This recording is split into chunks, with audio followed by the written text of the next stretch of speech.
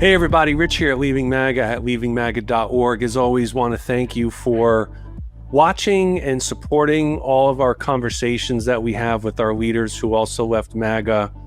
We got a brand new testimonial video for you today. We are joined by Miss Addy Lugers in the state of Hawaii. Addy, welcome. It's good to see you. Hi, it's good to see you.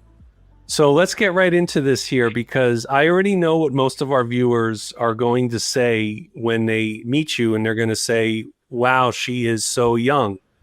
So tell us about how you were really MAGA before you could even vote and what that was like. I grew up in a very far-right conservative household, and I was homeschooled, and my dad worked from home. So everyone was just all together all the time in my house, which was fine. I loved my family. Like, my mom was very caring. My dad was an alcoholic until I was about 13 or 14. And one of the only things we were allowed to watch on TV, like, we had some cartoons and things we could watch, but the predominant thing that we watched was Fox News.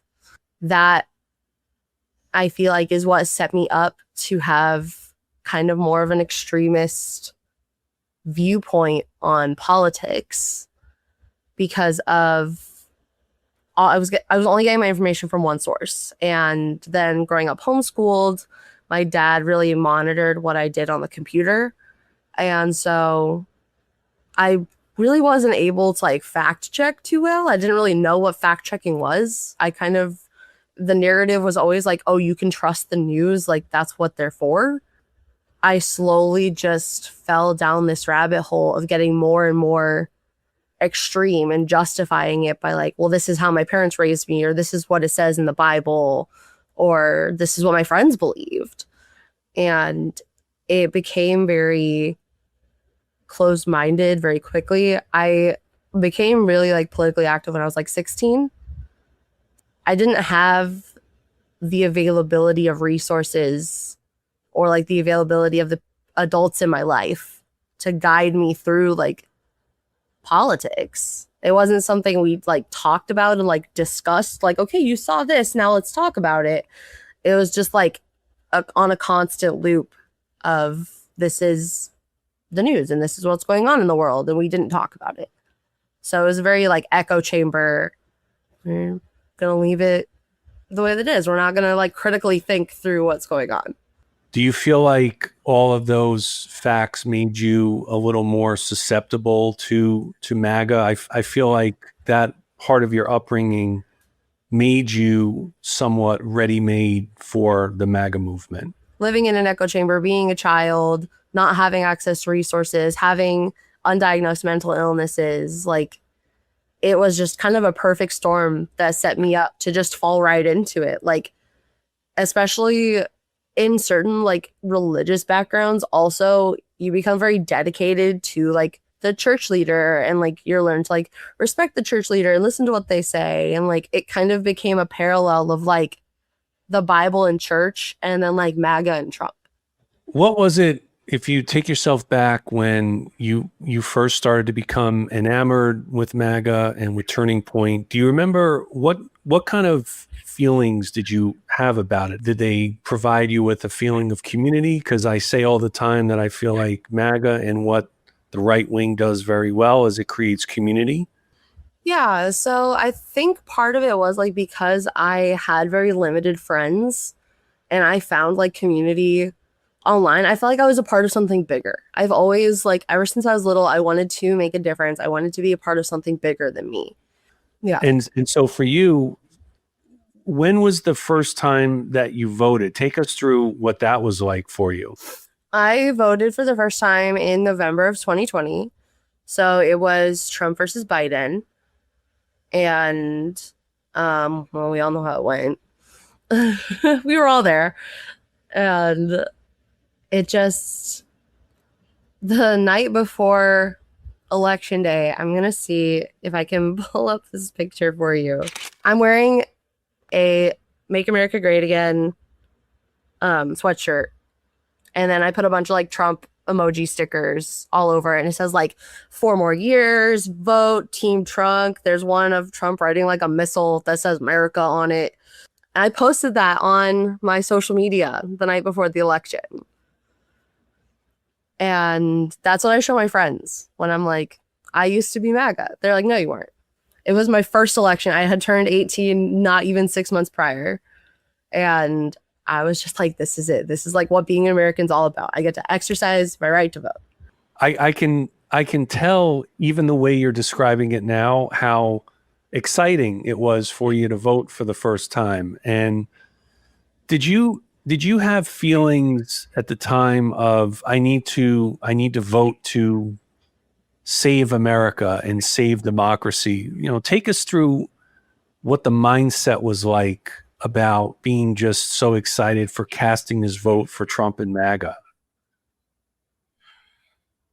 When it comes to like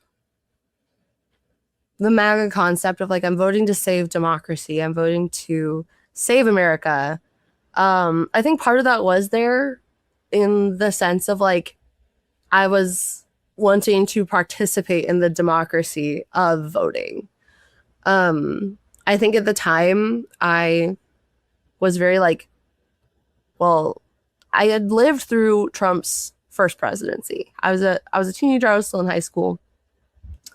And I remember sitting with my friend. I was like, the day after the election, the weekend after the election, I'm not sure, in 2016. And I told my friend that was with me, I was like, this is going to change my life. Like, having Trump as the president is going to change all of our lives. And she was like, you're being dramatic. I was like, no, I'm not.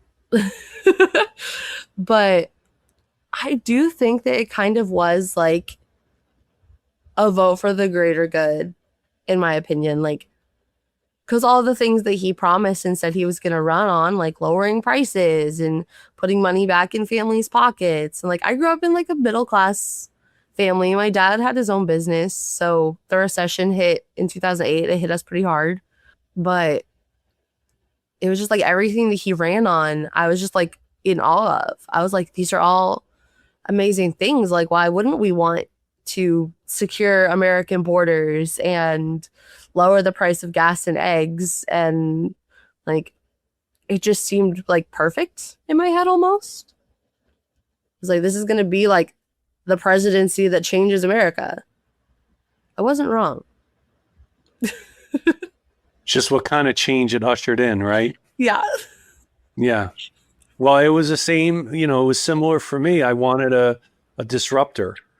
Yeah. Someone to disrupt the status quo. And we got a disruptor. Just unfortunately, it's a disruption that is anathema and antithetical to our democracy and our democratic lowercase d institutions. Mm-hmm.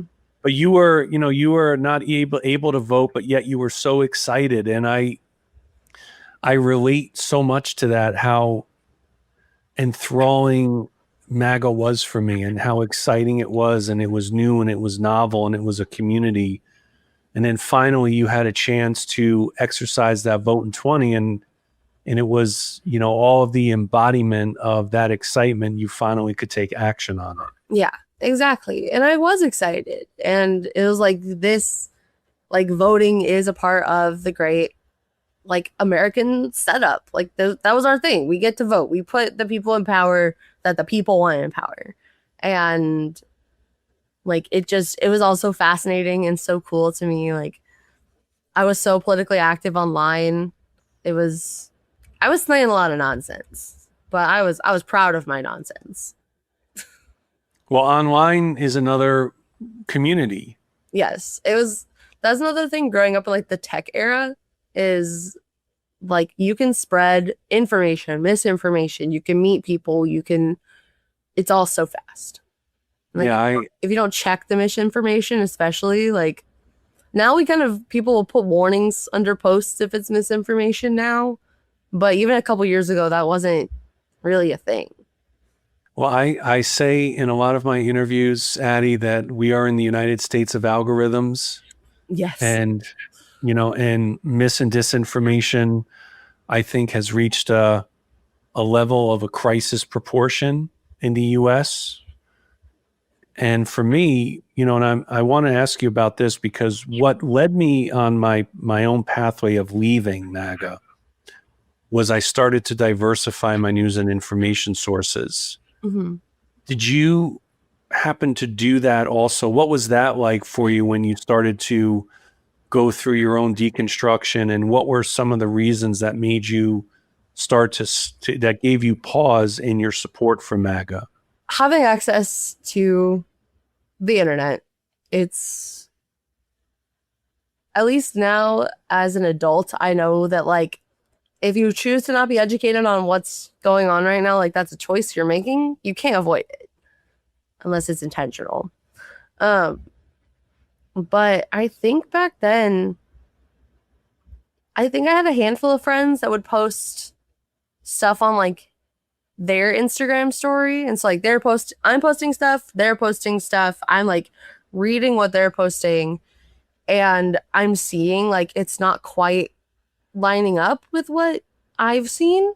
And like I started to kind of fall into the like, I realized that each news outlet is very different, and that like whatever like political affiliation that news outlet has can really like affect the quality of news that you're getting. But I did start to diversify my media intake, because that was the thing for me. I was like, I was okay with not being right, I guess. I just wanted to be as informed as I could be. But what were some of the reasons for you that eventually led you to stop and think about your support? There were small things that I definitely had started to like kind of start questioning and catch up on, but it all came to a head when George Floyd was murdered and there was all the Black Lives Matter protests, and I like spouting nonsense on the internet. And I was like, he wasn't murdered, he was a drug addict, like all the things that they were saying, like the police officer did what he had to do. Like, if you don't want to die, then like basically it was like, if you don't want to die, then do what the law says, kind of thing, which like is really not cool now to like think that.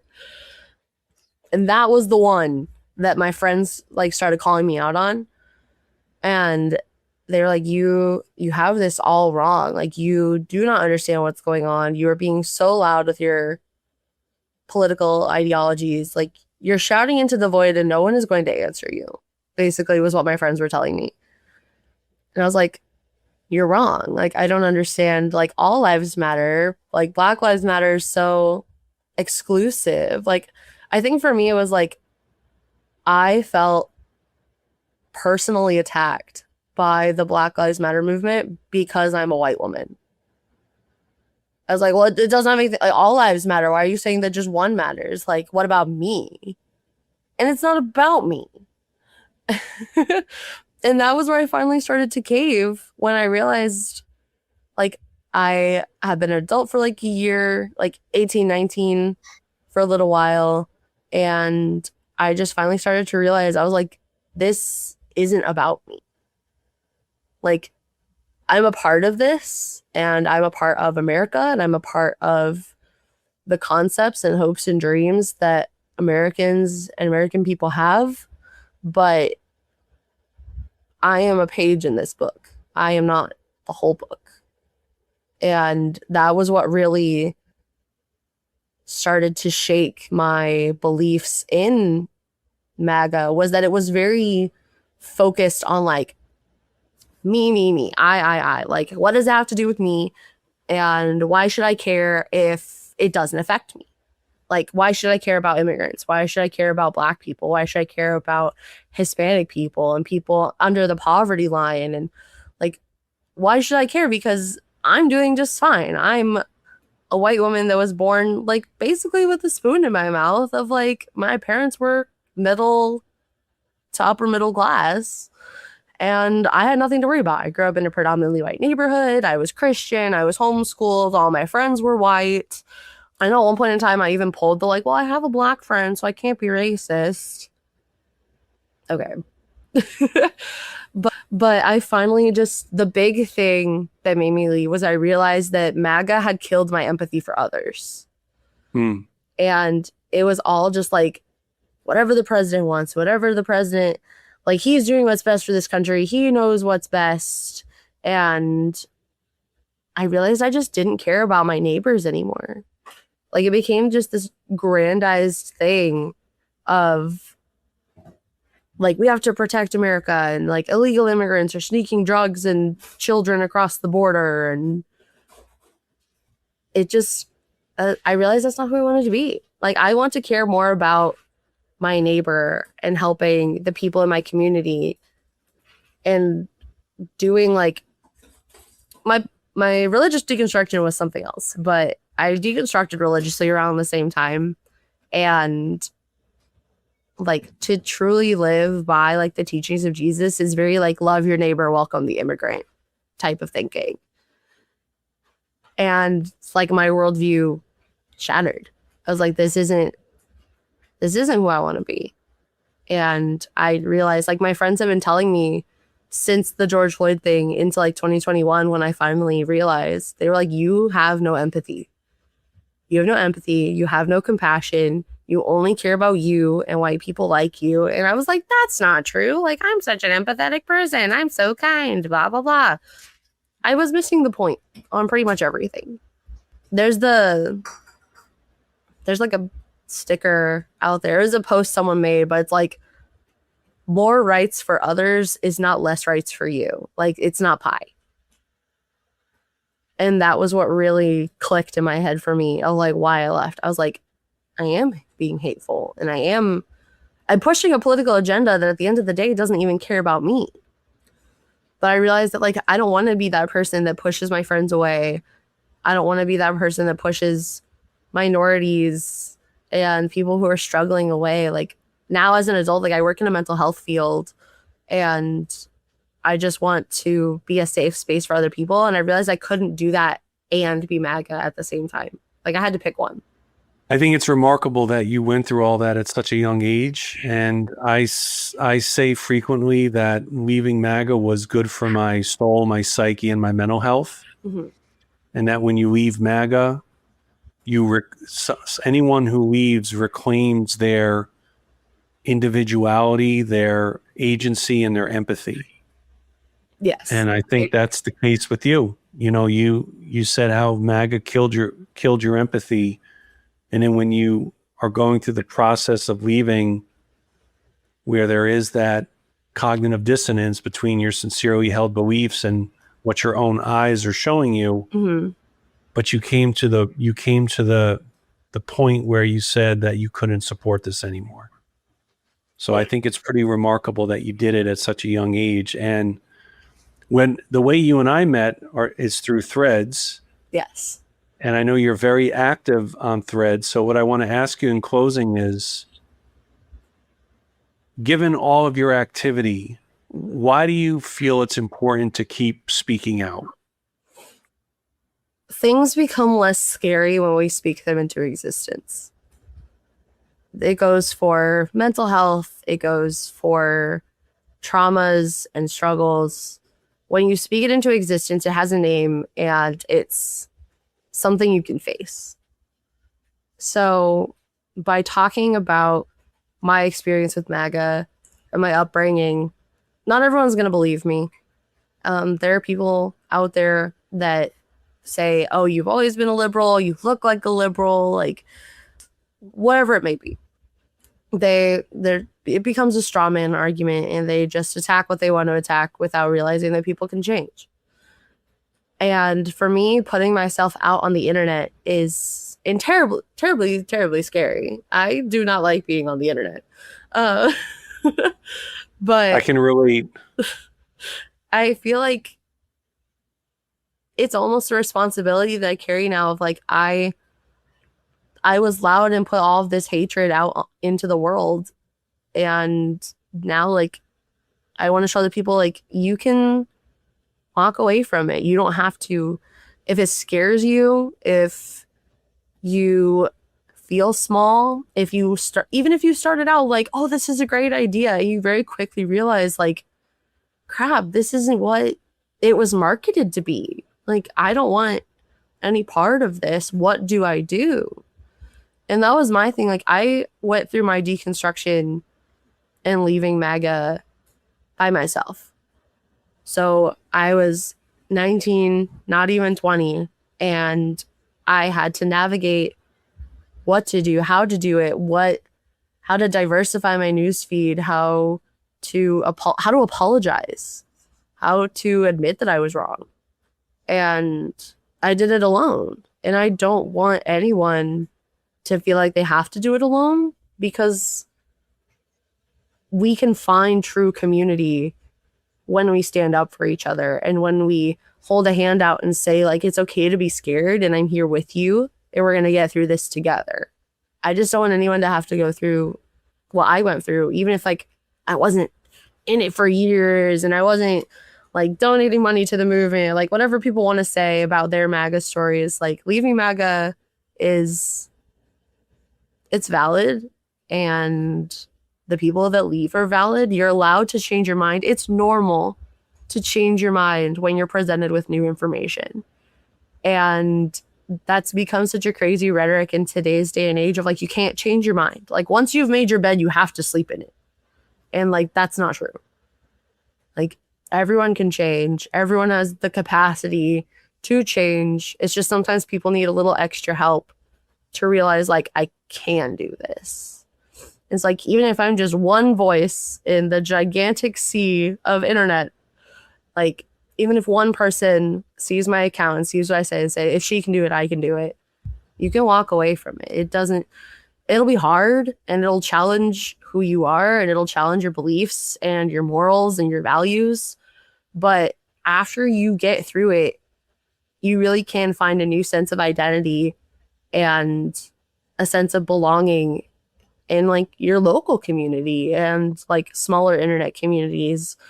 And you can align yourself in ways that nourish your soul and align with who you are as a person. I think your transformation was remarkable. And, I want to express my gratitude to you for joining our community at Leaving MAGA. Your intrepidity and your bravery have not gone unnoticed, and I would like to welcome you to our community as a newer and valuable member. Tell us where people can find you on Threads, your username. So on Threads and Instagram, my Threads is linked to my personal Instagram, so it's going to be under A Lugers, so ALEUGERS 02. That's my personal Instagram. And then I have a political Instagram and a political TikTok. They don't have anything up yet because I'm working on it, but that's under MAGA_survivor. And I'll be posting more there about my experiences, my deconstruction, challenging different political viewpoints, and just being a resource for other people in the community. I want to thank you for being with me today. It was great to talk to you and to hear more of your story. We were with Addy Lugers from the great state of Hawaii. Addy, thank you for being here today. Of course. Thank you so much for having me. Hey everybody, if you like this video, make sure you drop a comment, make sure you subscribe, and also be sure to visit us at leavingmaga.org. You can read more of our testimonials, you can contact us, you can subscribe to our newsletter, you can get information on our support groups that we hold every week for friends and relatives of those in MAGA, and you can get information on my memoir, One Betrayal Too Many, Why I Left MAGA. And any questions that you have, you can feel free to bring them to our weekly live stream, which is at Wednesday, 1 o'clock Eastern, across all of our socials. As always, we appreciate you watching. Thanks for your support.